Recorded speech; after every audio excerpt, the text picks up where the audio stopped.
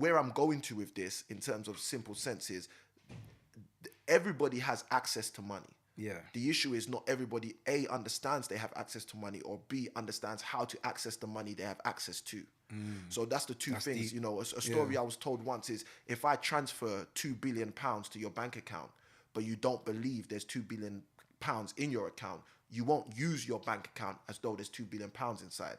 So the first thing I would say is the issue is a mindset shift. So for me, you know, when I first got into property, a lot of time was spent shifting my mindset and helping me understand that I actually was already the recipient of a number of the investment that I needed. The only key for me was to learn to tap into it, or to learn how to offer something.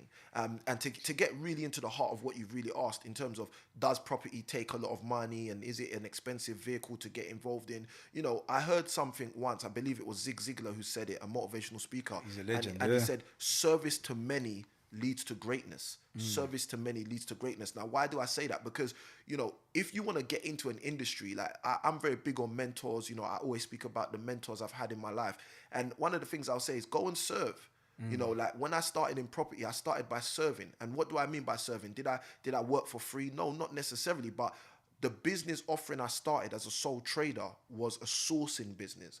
And in the UK, it's quite, I could go in depth if there's time permitted on the podcast, but in the UK, the activity of property sourcing is effectively going out there and finding opportunities, securing those opportunities. People define it differently, but for me, it's to find, secure, and then to sell on those opportunities. Yeah.